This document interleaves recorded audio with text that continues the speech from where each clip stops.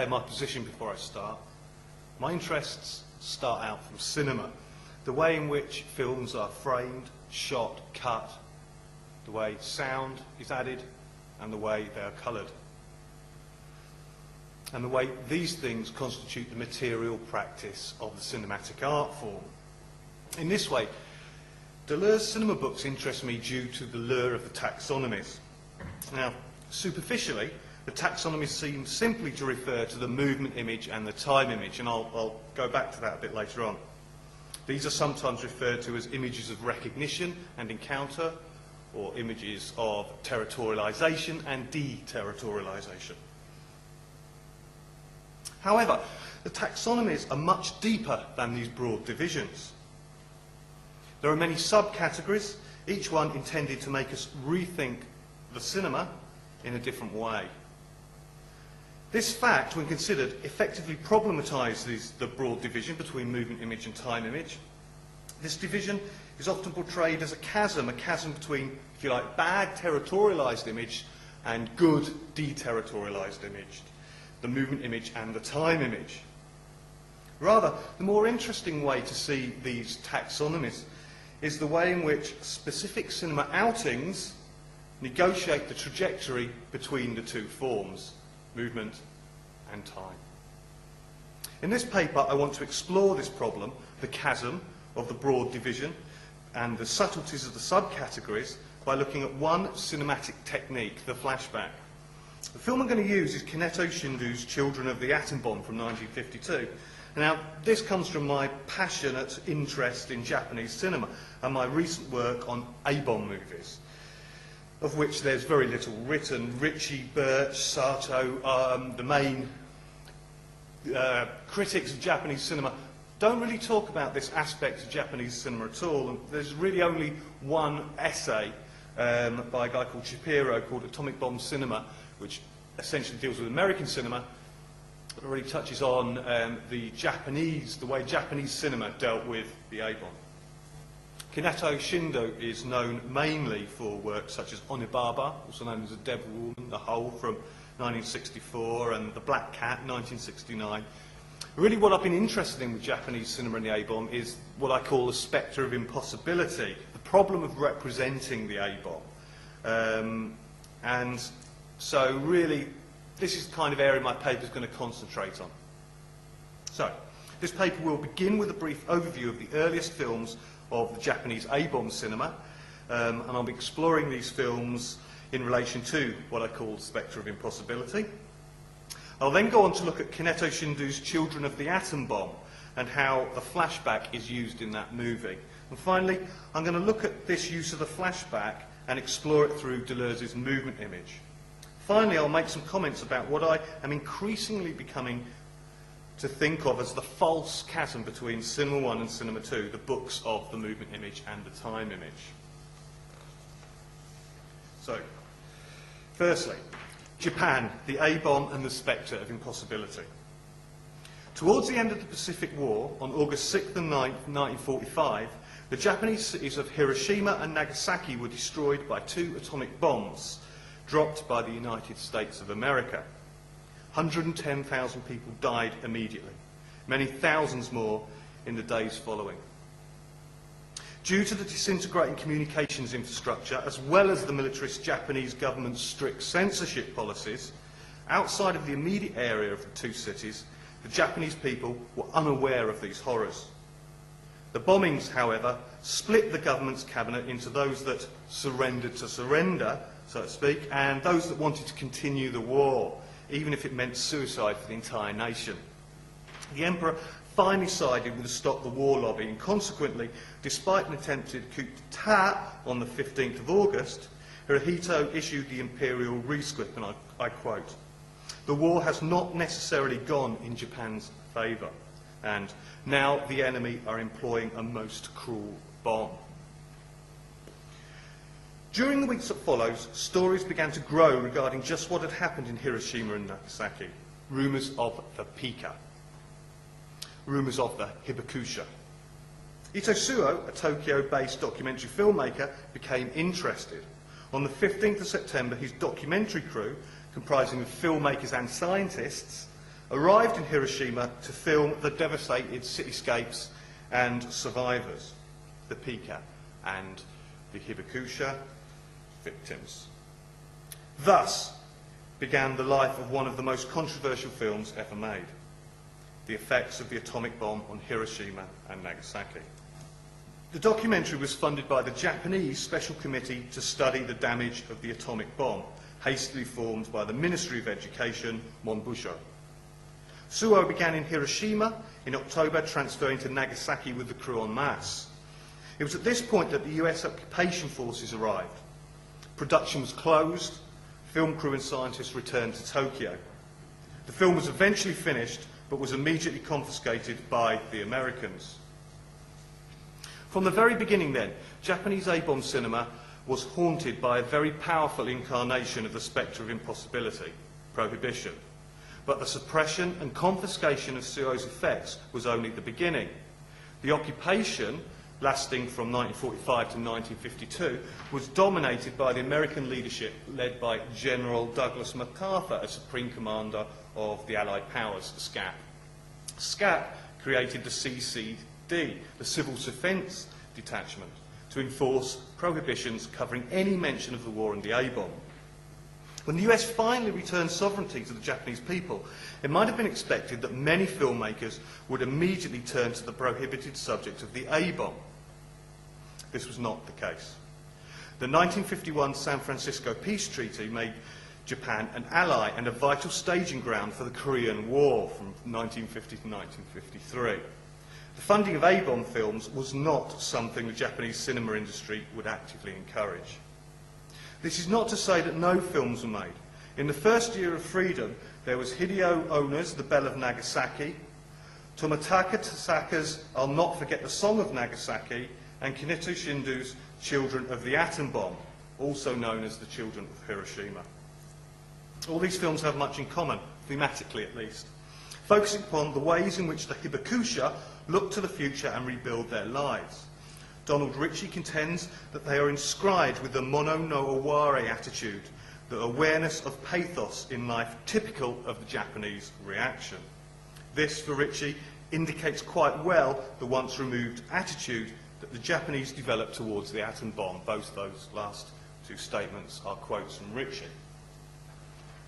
However, while thematically consistent, there are also serious distinctions between the films of Ona and Tasaka on one hand and Kaneto Shindô on the other.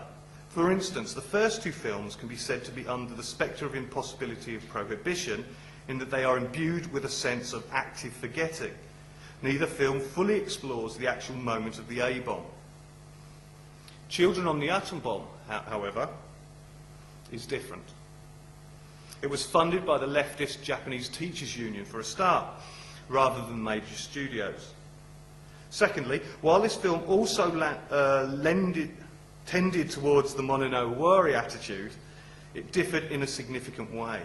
It attempted for the first time to render on screen the moment of the atom bomb, the Pika,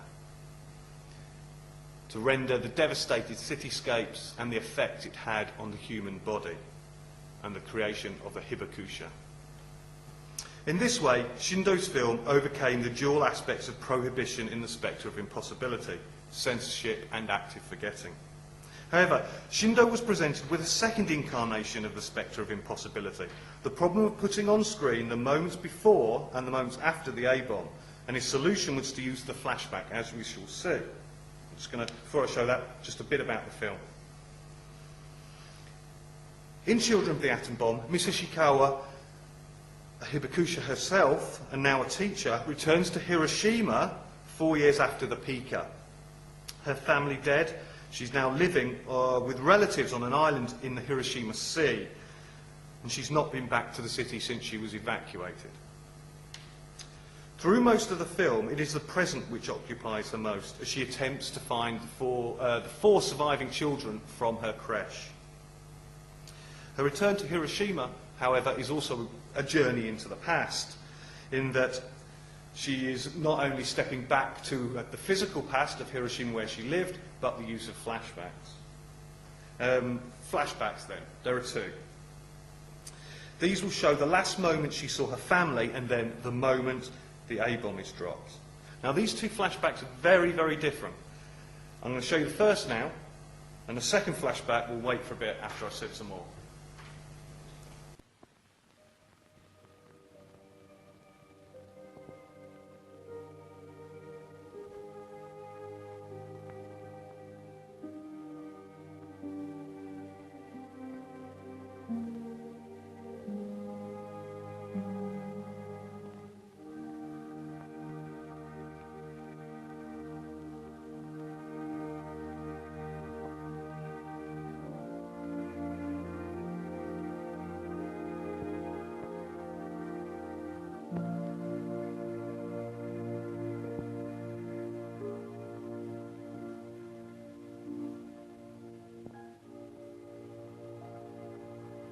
父さん、お母さん、春ちゃん、貴子です。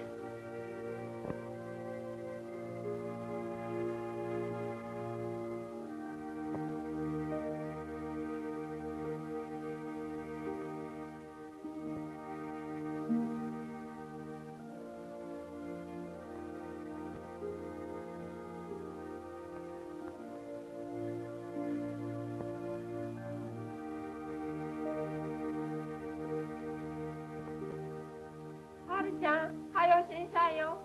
はい。あなた？もう8時よ。あ。今日は遅うなるん？中町の川草会じゃけ、はよすむ。行ってまいります。気ぃつけて行きんさいよ。警報の間、横着せんと大使が行きんさいよ。あんたこそ横着せんようにね。行ってまいります。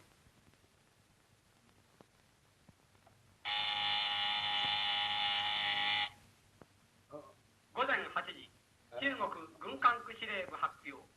広島県警戒警報解除。行ってきます。午前8時、中国軍管区司令部発表。広島県警戒警報解除。どうしたんねん？忘れ物。これでよ。あ、しんど。慌てもんじゃね。中国軍管区司令部発表。広島県警戒警報解除。In Shindo's film, the first flashback not only gives vital background information, but is also justified. Miss Ishikawa's memories arise due to the trip back to Hiroshima and the impetus of standing in the ruins of a devastated family home. Thus, this kind of flashback is a series of images anchored coherently in the psychology of a character. Further, though it may superficially seem like it, the flashback does not disrupt linear narration. Rather, by dragging the past into the present, it will allow a justification for the narrative to continue onwards. It will spark Miss Ishikawa's quest to visit the surviving children from the nursery where she worked. Deleuze describes the flashback thus: a closed circuit which negotiates a trajectory from the present to the past and then back to the present. He writes, "We know very well that the flashback is a conventional extrinsic device. It is generally indicated by a dissolved link, as it was in this film. It is like a sign with the words, 'Watch out, recollection.'" Deleuze puts it thus: "It is destiny that both justifies the flashback and provides recollection images with a mark of the past." There are two concepts here which will require setting in the context of the work of Deleuze on cinema: destiny and recollection image. Cinema 1 and Cinema 2 assemble images from the cinema with the philosophy of Henry Bergson from Matter and Memory. Published in 1896, the same year as the first cinema exhibition, Bergson's text acknowledges the world of matter and the world of spirit as different in kind, neither one being reducible to the other. The world of matter can be seen to centre upon the human body and create the sensory motor response. I see, I feel, I react. The world of spirit, or alternatively the world of memory, unlocks the sensory motor linkage, allowing thought in. Crucial in his distinction is that the human is the centre of indetermination, where matter and memory collide. Another way of putting it is this: The world of memory is a chaotic flow that has to be organised in order for the centre of indetermination to function as a human being. Perceptions have to be organised in order for actions to occur, and the exchange of these energies centres on the body as affect. Thus, in becoming human, the world of memory necessarily needs to be reduced to habitual responses. The sensory motor organisation, then, needs to win out. However, memory cannot and should not be fully subsumed within this schema. The more the human opens itself up to the world of memory, the more the sensory motor scheme loses its totalising grip, and thus a certain freedom erupts. Deleuze sees a correspondence in Bergson's distinction between the world of matter and the world of memory in the cinematic medium. On one hand, some films tend to organise themselves around the sensory motor response. A character sees, feels and reacts, and the act changes the world. Deleuze calls this the cinema of the movement image, and explores this in his first cinema book, C1, Cinema 1. On the other hand, his second cinema book, C2, explores how some films tend to problematise such an organisation. Characters cease to function, or function not as expected, and the world is opaque, ambiguous and unexpected. Deleuze produces two semiotics, two seemingly separate taxonomies of the movement image and the time image. However, the taxonomies are simply a framework in order to explore cinema.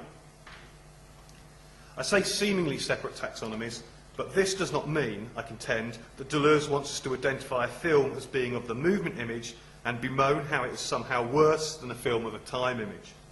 Correspondingly, a film of the time image is not to be celebrated just because it is of the time image. Deleuze writes that there are good and bad films of both movement and time images. All that can be said is they constitute time, memory, thought, the spirit differently. Quite broad strokes, these. However, Deleuze is keen to point out that there are many transformations between movement images and time images, many ways in which the movement image is surpassed or the time image contained. They are poles. Indeed, it seems clear that the very notion of a pure movement image or a pure time image film is a ruse.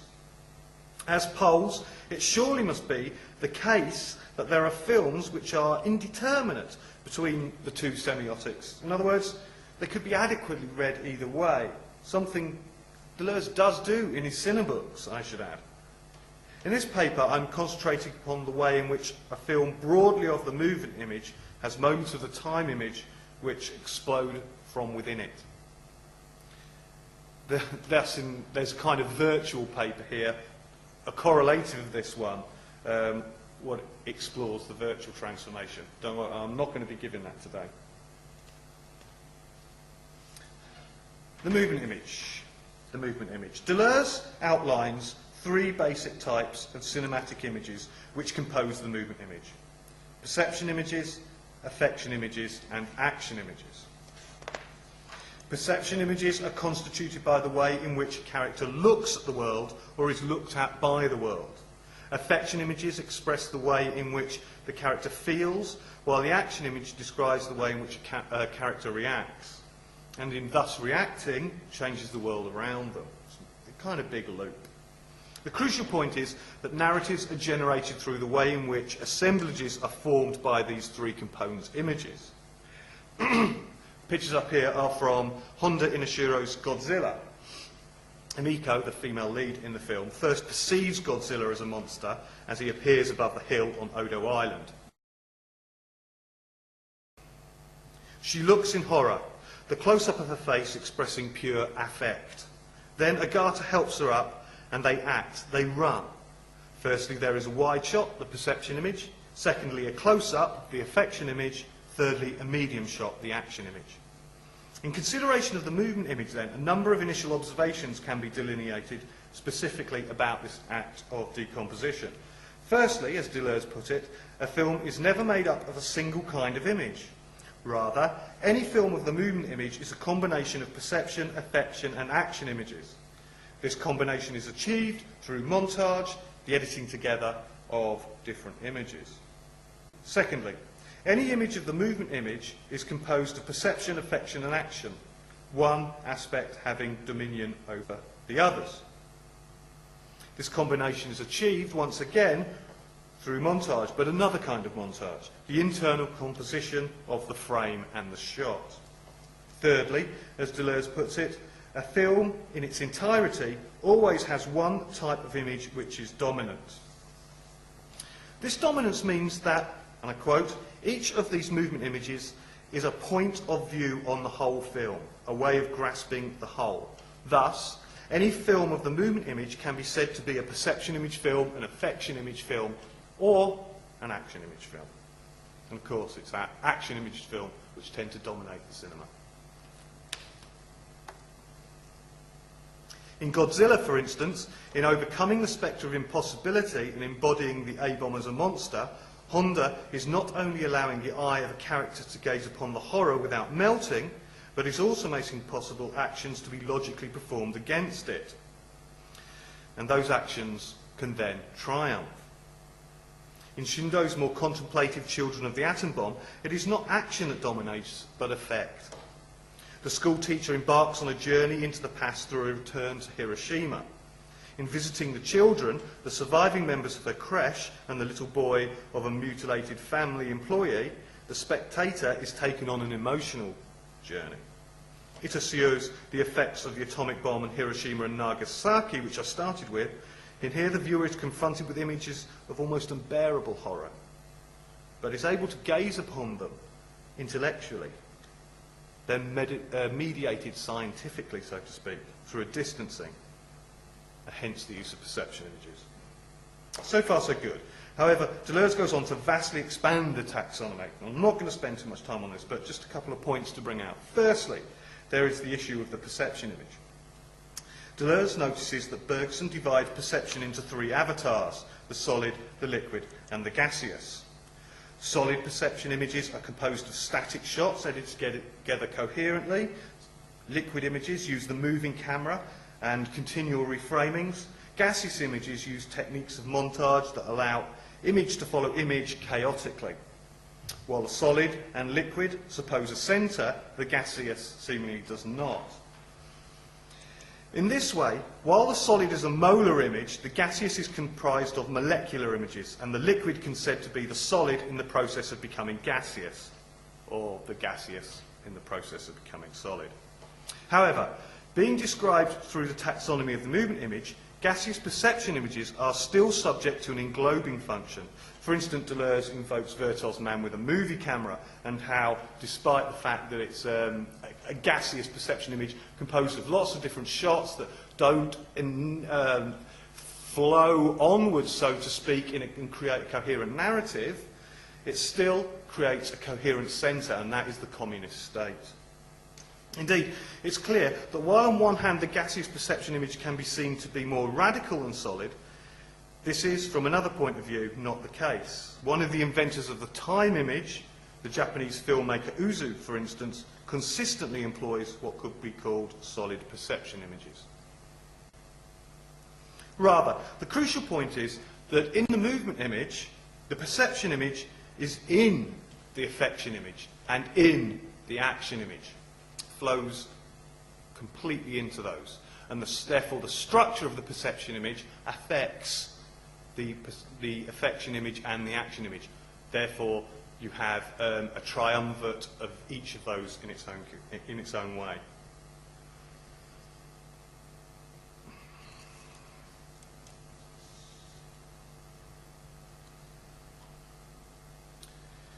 But there's another way in which Deleuze expands the taxonomy, and that's through Peirce, Charles Sanders Peirce. And using Peirce, a number of new categories are made possible. Among them we have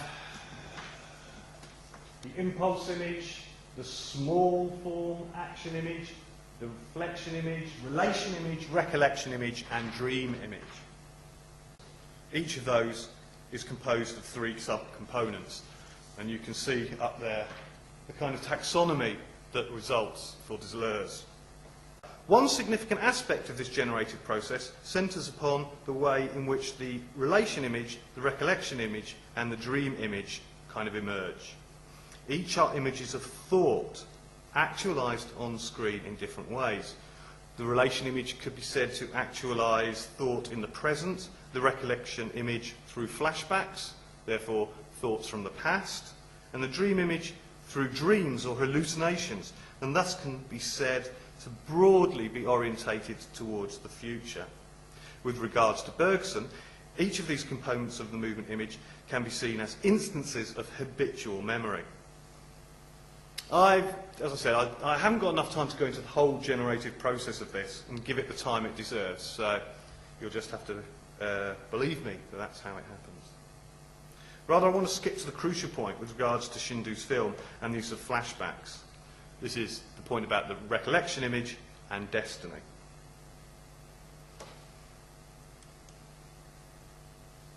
The flashback, then, is the recollection image, of which a sign or subcomponent is destiny. The present situation actualises a thought from the past to order the character onwards, to justify the narrative and what will come after it. In its most solid form, the sense of destiny is strong. The event from the past cannot be escaped. It must be acted upon. In its weaker form, perhaps destiny could simply be said to set the tone of what will occur. Or maybe many characters will share flashbacks within the narrative.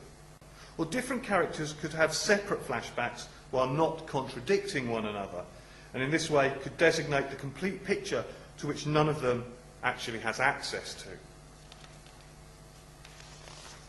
However, it's also clear that flashbacks can be radicalised, made gaseous, so to speak.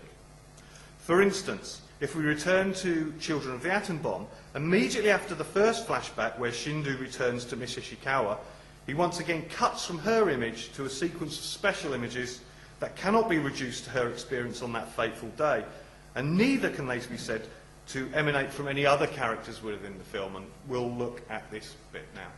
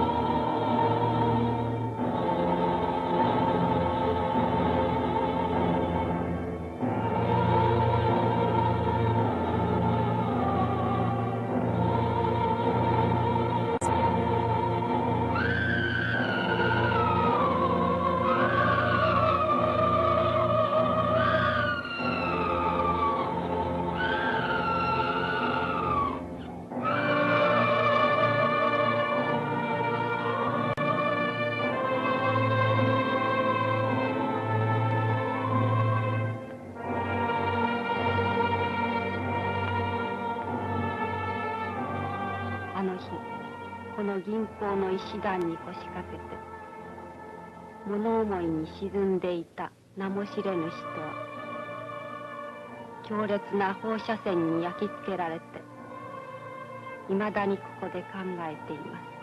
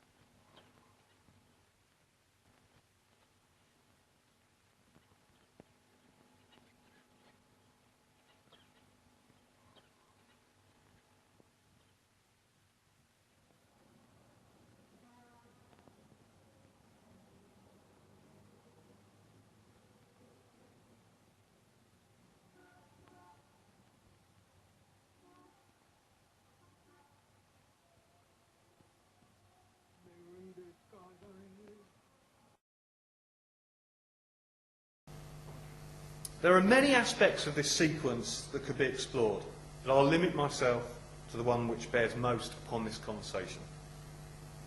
Firstly, while the sequence is constituted initially as a flashback belonging to Miss Ishikawa, this relationship soon breaks down and is never fully reined back in. For instance, the sequence begins with an image of her mother, but is a strange image, slightly skewed. It's got an expressionist kind of flavour. Further, the sequence does not begin with a dissolved link like the first flashback did, but with a straight cut. And this simple difference opens up a vast disparity between the two sequences. The second flashback sequence does not cut back to an image of Miss Ishikawa that continues where the sequence began. Rather, it returns to the present in a different locale, and the splicing between these two shots is not based upon the movement of the character, but upon the exploration of ruined spaces by the camera. It thus seems that this kind of flashback is a far more radical kind of way of conceiving of memories than the first, in that it is not solidly anchored in the character's psychology. It is made up of nightmare images, theatrical images, and documentary images of the Pika and the Hibakusha, all composed differently and at odds with one another. Linear clock time, charted so coherently at first, breaks down, and strange images of young, naked, burnt and bleeding young women appear. For Deleuze, in this kind of flashback, there is, and I quote, no longer any question of an explanation, a causality or a linearity. Rather, it is, to quote again, a fragmentation of all linearity, perpetual forks. Thus, he says, the two extreme poles of the recollection image are destiny and forks. Forks, forking paths, this comes after the Borges story, of course, indicate the genetic or molecular component and the possibility of all flashbacks, in that being actualizations of memory, each individual can reconstitute events differently. The images of the second flashback do not seem to emit from Miss Ishikawa strong destiny, nor do they flow between an ensemble of characters, weak destiny. From the point of view of the movement image, it is easy, just as we saw with the gaseous perception image, to say that this second flashback sequence is a sum of all parts, constituted by the memories of all Hibakusha, living and dead. However, this can equally be described as a moment of the time image bursting through the movement image. In conclusion then, Tsuyo's Effects and Hondo's Godzilla are great films, powerful films in their own right. However, Effects constructs the Hibakusha as passive victims and Godzilla as active heroes, caught up in a historical moment we all know about the A-bomb and we instinctively deplore it. Children of the Atom Bomb has, on the whole, the same programme, though specifically is an emotional journey through effects. Each are films of the movement image, each tending towards one component: perception image, affection image, action image. However, in Shindo's film, in one moment, the second flashback sequence, the A-bomb is constituted as an event we cannot know, we can never understand, we cannot remember, we can never share the trauma of. Why use such problematic images of bodies of young naked women? Why embody the spectre of impossibility in such strange ways? I don't know. I don't understand these images. However, they haunt the memory, and in not understanding them, their problematic nature infects what I think I know about the A-bomb. It tears it away from history and constitutes it as an event. Thank you.